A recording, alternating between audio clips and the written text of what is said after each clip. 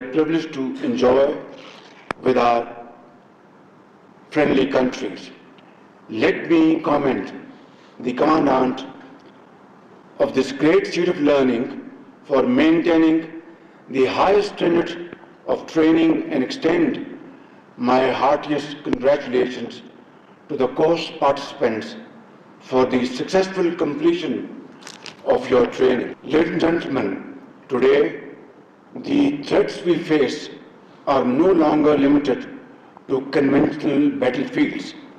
They are multifaceted, ranging from kinetic warfare to cyber attacks, economic coercion to disinformation campaigns and hybrid threats that challenge both our borders and our ideological frontiers.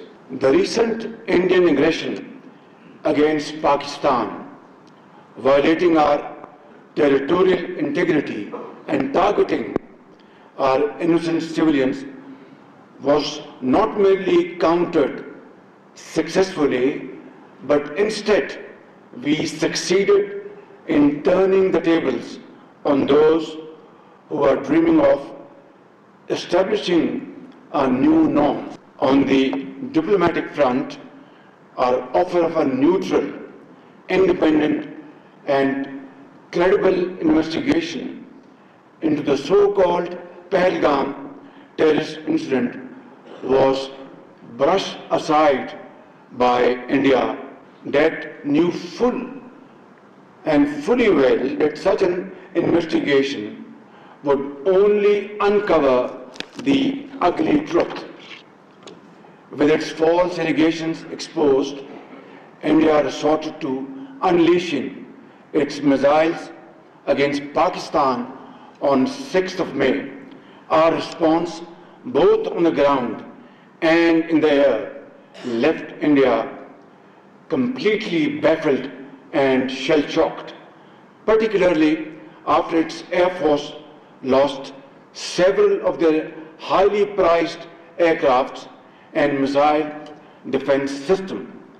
The Indian leaders had no option but to concoct patently false explanation for their losses. India tried sneaking in once again in the wee hours of 10th May, but their frustration was obvious, loud and clear. That very early morning, I received a call from Field Marshal Asim Munir. He sounded calm, poised, yet confident and fully prepared.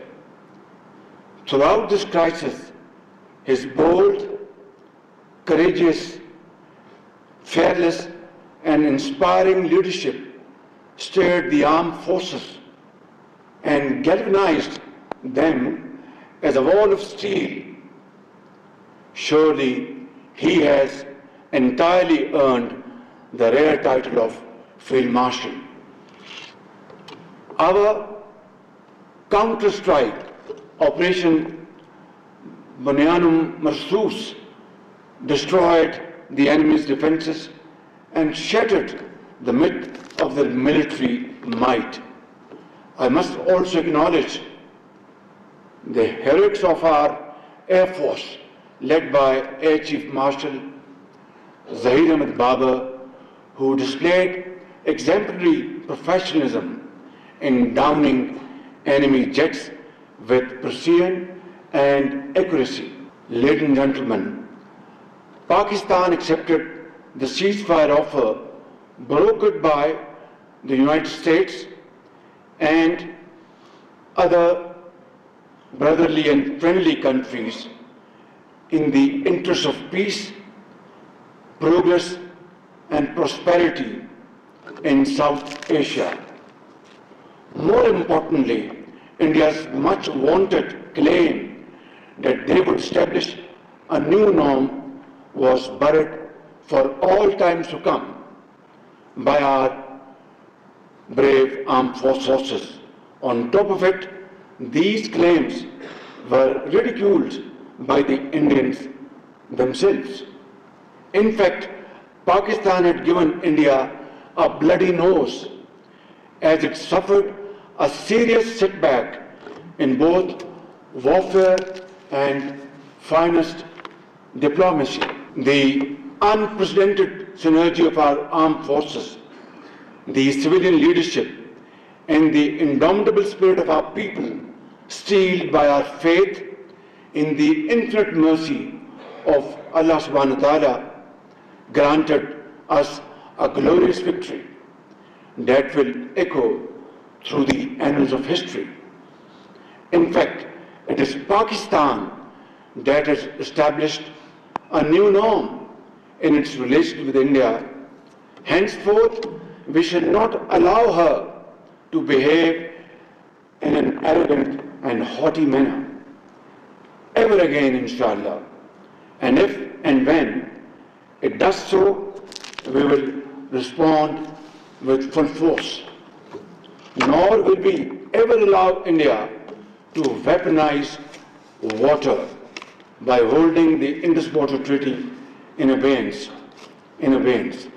This is an absolute red line for us. I must mention, and without mincing words, that while we have succeeded on the military front, Pakistan continues to face major challenges in the fields of economy and governance as well. Let me recall back in April 2022, when I assumed the office of Prime Minister for a short while, about 16 months, just to illustrate the gravity of the situation at that point in time. International banks were refusing our letters of credit for our vital imports like energy and other very important imports linked to Pakistan's well-being. Another most serious was the threat of international lending agencies of walking away from what they perceived agree on a way forward. And as a result of that meeting in Paris, in July 2023, we were able to sign a standby agreement with IMF, which averted an impending economic meltdown. Allah was absolutely, infinitely merciful and kind. Then again, assuming office now in March 2024, we lost no time to introduce major reforms coupled with cast iron guarantees to the lending agencies that we would not shy away from undertaking difficult, tough, but very relevant, deep-rooted structural changes in our system and our administrative organization. And we undertook those very difficult decisions, and through that we were able to calm those fears of our lending partners. Today, alhamdulillah, we are witnessing the fruits of those sacrifices made by the common man of Pakistan. Inflation has plummeted from 38% to 0.3%. Our rupee stands stable. Official foreign exchange reserves have crossed $11 billion, and galloping interest rate, which was 22.5% in 2022, have come down to 11%. Simply put, a reduction of 50%. But my very respected officers these achievements, significant as they are, represent only the beginning of a very arduous, difficult, thorny journey towards progress and prosperity. On the way, we will meet huge challenges like mountains, rivers. We'll have to surmount them. We'll have to cross those rivers through commitment, unwavering commitment to our nation, to our people. And that will require sacrifices, sweat and blood. Without that, no nation on the face of the earth was able to stand up from the ashes of defeat and touch the zenith of glory. Alhamdulillah, Pakistan at this point in time is flying high. Our morale is very strong. Our armed forces, with Allah Almighty's blessings and your wonderful, excellent professionalism and the nation's total support behind you, we have won a war against an enemy which was, in the eyes of our detractors, was unthinkable. But we have converted this unthinkable into a reality. And that is, I think, our finest hour in our history. But now is the time to use this moment and convert this moment into something this nation has been longing for, praying for, that when that hour would arrive, when Pakistan's economic progress and prosperity would be not only witnessed by them, enjoyed by them, but the world at large would stand up and respect Pakistan's grit and its hard work and its infinite efforts to achieve a point for which this country was carved out under the leadership of Qaid-e-Azam Muhammad Ali Jinnah, and sacrifices of millions of people who crossed rivers of blood on the way. They lost everything in terms of human lives and properties in this ardent hope that we will reach our destination, Islamic Republic of Pakistan, carved out of India with these great sacrifices, and they will enjoy a life according to their hard work, merit in the society. 77 years down the line, my very honorable professional soldiers, that dream has yet to be realized. But as they say, it is never too late. This is the moment has arrived. It's all up to us to catch this moment and convert into a success story unparalleled in the annals of history. Difficult, but not impossible. I can guarantee you, by the grace of God, it only requires, we have everything in this country. Allah Almighty has blessed us with these great brains, courageous faces sitting in this room, and all over the country. Great talent, engineers, doctors, scientists, land, very fertile land, and natural resources. What we lack is the will to do.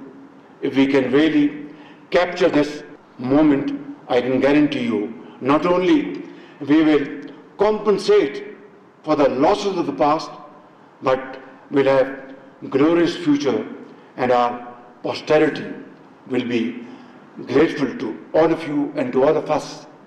So this is the time to act, and act immediately. वो एक शेर, उठ बांध कमर क्या डरता है, फिर देख खुदा क्या करता है.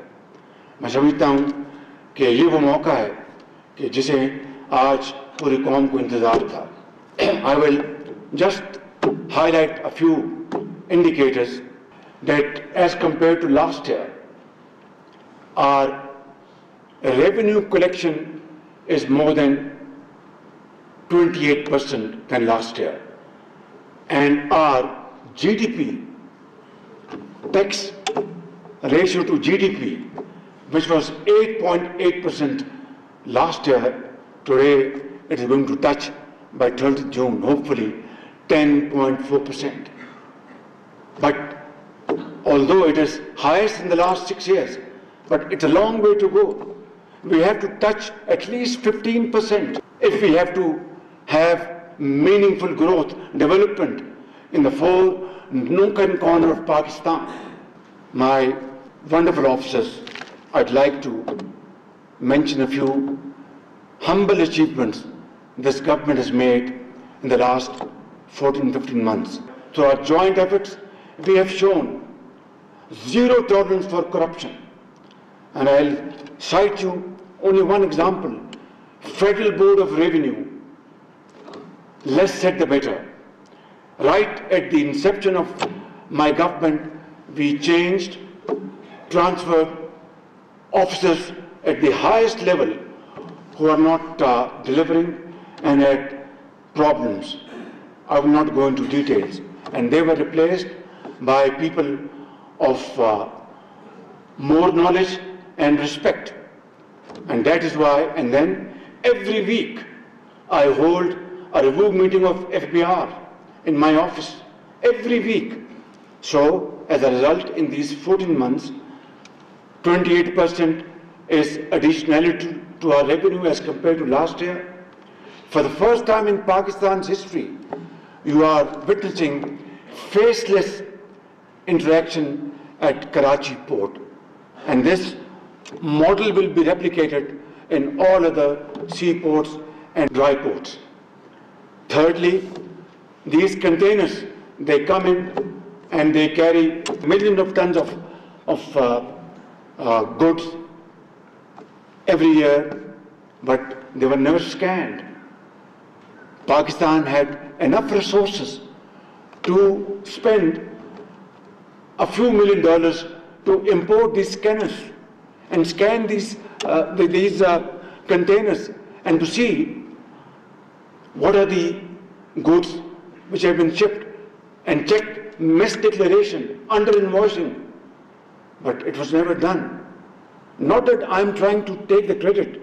I'm trying to explain you the apathy and lethargy, including myself, we have faced over the last 77 years. But now is the time to stand up and accept the challenge and move forward in unison, which we are by the grace of God in the last more than 1 year. And then smuggling has been another cancerous problem for Pakistan. And it was said that this is one area that can never be plugged. I can assure you, my very honorable officers, that Alhamdulillah, in the last 1 year, there is significant reduction in smuggling. And again, I would say the credit goes to, in this particular case, mostly to Field Marshal Shehbaz Sharif Munir. To Afghanistan, we used to have smuggled sugar. I'm giving you one example of billions of rupees. This year, we have exported to Afghanistan sugar worth $211 million. Otherwise, this amount of sugar would have been, under normal circumstances, smuggled to Afghanistan, and not a dime would have been recovered and put in the exchequer. This is one shining example which can be replicated in every walk of life, every sphere of life. Again, what it demands the will to do. Otherwise, we have everything under the sun to convert this land into the most beautiful and most progressive land around the globe. Then, in power sector, there is massive leakage, pilferage, चोरी होती है बिजली 500 अरब रुपए की साल की. फिर वो IPPs, they have made their profits. This is the first time that these IPP agreements have been renegotiated. And coupled with other steps we have taken, Alhamdulillah, 2 months ago, I announced a respite of rupees 7 per unit in electricity tariff across the board. So these examples I have quoted here not to impress you, but for your kind consideration that this is how nation can be built by the grace of God. Then we are moving in crypto and blockchain technologies.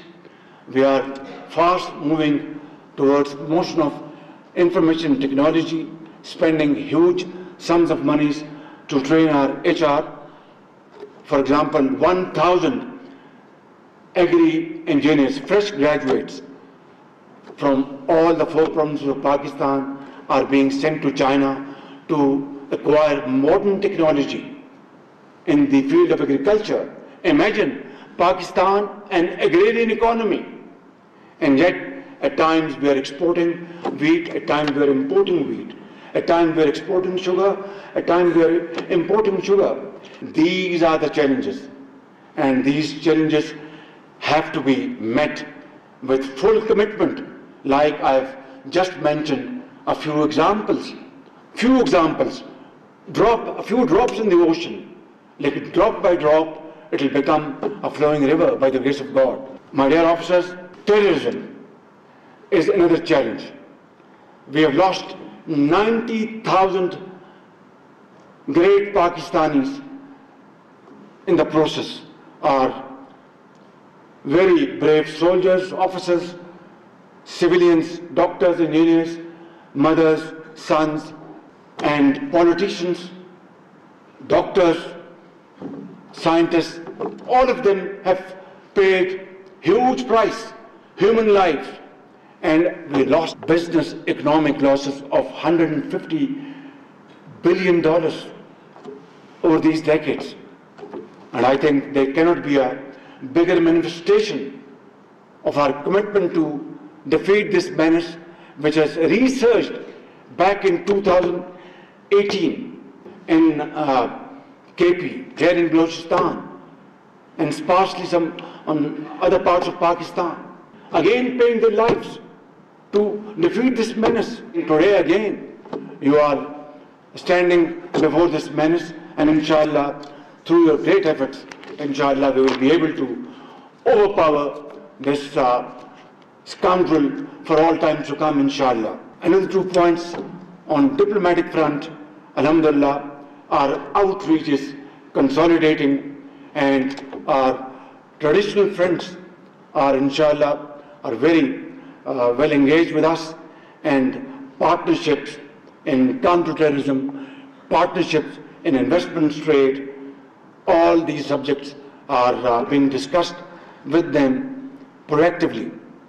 But let me say, a time-tested friendship with China, Kingdom of Saudi Arabia, UAE, Turkey, Qatar, Iran, Azerbaijan, and other Central Asian states are growing even stronger as we are ready to build mutually beneficial trade, investment, and economic ties. China is the most time-tested friend of Pakistan. Saudi Arabia is one of the most reliable, trustworthy friend of Pakistan. And so are others, Turkey, Qatar, UAE. But let me make this point abundantly clear. They expect us now to engage them in trade, in commerce, innovation, research and development, education, health, investments, and profitable ventures, mutually beneficial. And they no more expect that we go there with a begging bowl. And I am the last person, along with Field Marshal Shehbaz Asim Munir, to carry this burden anymore on my shoulder, because it ultimately translates on the shoulders of this great nation. So what is the answer? The answer is pure and simple, that the natural resources, human resources Allah Almighty has blessed us with, we must make full use of it and deploy them for these very profitable ventures. And if we are able to defeat terrorism, if we are able to put the nation together, which is united like never before, and if we are absolutely clear in our vision that we have to promote export-led growth, we must not promote those idling units in Pakistan who are not making profits but having a rental business out of huge walls of imported tariff to give them protection. These are details, I'm not going into it. Suffice it to say that there is, sky is the limit for us to, alhamdulillah, be ready with these large investments. We are carving our path forward, our way forward on these lines. And one day soon, inshallah, if we really act on this way forward, a day will dawn soon, inshallah. Look at Japan and Germany. What happened in the Second World War? They were annihilated. During the Second World War, they lost their cities after cities. And then, with their iron resolve, they converted their defeat into hard work and untiring efforts. And within 60 years, 70 years, they have touched the zenith of glory through untiring efforts, through blood and through sweat. And today, Germany and Japan, they count amongst the first 10 most growing economies in the world. Why can't we be? I think it's a question we have to ponder over. And I can tell you, if we seriously and sincerely ponder over this question, the answer is loud and clear. जब अपना काफिला अज़्म यकीन से निकलेगा, जब अपना काफिला अज़्म यकीन से निकलेगा, जहाँ से चाहेंगे रास्ता वहीं से निकलेगा, वतन की मट्टी मुझे एड़ियाँ रगड़ने दे, मुझे यकीन है चश्मा यहीं से निकलेगा. This is how we have to move forward. There is no other way. Finally, I'd like to say, your journey is here as a continuation of a long legacy of your predecessors who held high the flag of Pakistan, not only in combat, but were also at the call of duty in times of floods, earthquakes, and other natural disasters. And more recently, and in this tenure, you have contributed immensely in all facets of nation building, including trade, economy, and investment. I also wish to honor the quiet strength in each one of you and your families who bear their own burden of sacrifices. The mother who sends her son to a freezing outpost, the wife who raises a family while her husband serves on the frontier, the child who grows up cherishing medals instead of memories. They may not wear the uniform, but their patriotism is embroidered in every thread of our national fabric. Ladies and gentlemen, I want to conclude with a parting thought. You have chosen a path of selfless service, one that demands courage, fortitude, loyalty, and sacrifice. In your hands lie not just the safety and security of our borders, but the very ethos of Islamic Republic of Pakistan. May you always be guided by integrity, duty, and faith. May your courage inspire generations to come, and may your outstanding service shine forever as a beacon of hope and pride for this great nation. May Allah Almighty protect you and our मुसल्लह अफवाज हमारी खुद मुख्तारी और सालमियत के मुहाफिज हैं और IMF के साथ कामयाब मुआहिदे से मईशत को इस्तेकाम मिला। वज़ीर आज़म जो कि command and staff college Quetta में खिताब कर रहे हैं, उनका ये कहना था कि माशी बेहतरी से आम आदमी की ज़िंदगी में बेहतरी आई है। वज़ीर आज़म ने कहा कि महंगाई की शरह 38% से कम होकर सिंगल डिजिट तक आ चुकी है और वज़ीर आज़म ने कहा कि हालिया कशीदगी के बाद हमारी अफवाज और कौम का मोराल बंद है। इस लम्हे का फ़ायदा उठाते हुए हमें बतौर कौम आगे बढ़ना है।